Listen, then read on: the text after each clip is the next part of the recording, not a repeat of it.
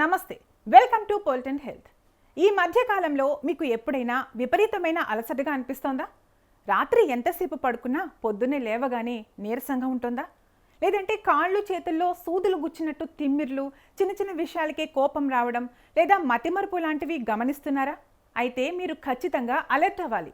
ఎందుకంటే ఇవి మన శరీరంలో ఉండే ఒక ముఖ్యమైన విటమిన్ B12 లోపం వల్ల రావచ్చు అంటున్నారు వైద్యులు. మన దేశంలో దాదాపు 40% పైగా ప్రజలు ఈ సమస్యతో బాధపడుతున్నారని సర్వేలు చెప్తున్నాయి. అసలు ఈ విటమిన్ ఎందుకు అంత ముఖ్యం? దీని లోపం వల్ల ఎలాంటి లక్షణాలు కనిపిస్తాయి? ఎలాంటి ఆహారం తింటే ఇది మళ్ళీ నార్మల్ అవుతుంది? ఈరోజు ఈ వీడియోలో క్లియర్గా తెలుసుకుందాం. విటమిన్ B12 మన బాడీలో ముఖ్యంగా 3 పనులు చేస్తుంది. ఒకటి, ఎర్ర రక్త కణాలు. మన శరీరంలో రక్తం సరిగ్గా ఊరాలన్నా, రక్తహీనత రాకుండా ఉండాలన్నా ఈ విటమిన్ చాలా అవసరం. అలాగే మన మెదడు నరాలు యాక్టివ్గా పనిచేయడానికి ఇది ఒక రక్షణ కవచంలా పనిచేస్తుంది. మన కణాల లోపల DNAని నిర్మించడంలో కీలక పాత్ర పోషిస్తుంది. మన శరీరం దీనిని సొంతంగా తయారు చేసుకోలేదు, కాబట్టి మనం తినే ఆహారం ద్వారానే దీనిని అందించాలి. మీ శరీరంలో B12 తగ్గిపోతుందని చెప్పడానికి మన శరీరం కొన్ని సిగ్నల్స్ ఇస్తుంది. అందులో మొదటిది తీవ్రమైన నీరసం. బాడీలో బ్లడ్ సెల్స్ తగ్గిపోవడం వల్ల ఆక్సిజన్ సప్లై సరిగ్గా జరగక ఎప్పుడూ నిద్ర వస్తున్నట్లు బద్ధకంగా ఉంటుంది.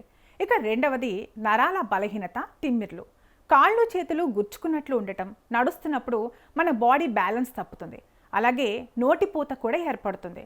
నాలుక ఎర్రగా అవ్వడం, నోట్లో తరచూ పుండ్లు పడటం లాంటి సమస్యలు రావచ్చు. ఇంకొందరి మూడ్ స్వింగ్స్ కూడా మారుతుంటాయి. చిన్న విషయానికే డిప్రెషన్, ఆందోళన చెందడం, ఆలోచన శక్తి తగ్గడం, కంటి చూపు మసకబారడం లాంటి సమస్యలు రావచ్చు. విటమిన్ B12 లోపం ఎక్కువగా శాకాహారుల్లో కనిపిస్తుంది. ఎందుకంటే ఈ విటమిన్ సహజంగా ప్లాంట్ బేస్డ్ ఫుడ్స్లో దొరకదు, కేవలం యానిమల్ ప్రోడక్ట్స్లోనే ఉంటుంది. కొందరికి యాసిడిటీ టాబ్లెట్స్ ఎక్కువగా వాడే అలవాటు ఉంటుంది.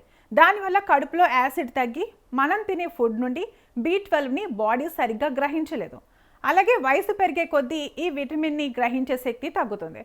అందువల్ల విటమిన్ B12 లోపం ఉన్నవారు, ముఖ్యంగా మాంసాహారులకైతే చికెన్, మటన్, లివర్, చేపలు మరియు గుడ్లు రెగ్యులర్గా తీసుకుంటే B12 పుష్కలంగా లభిస్తుంది.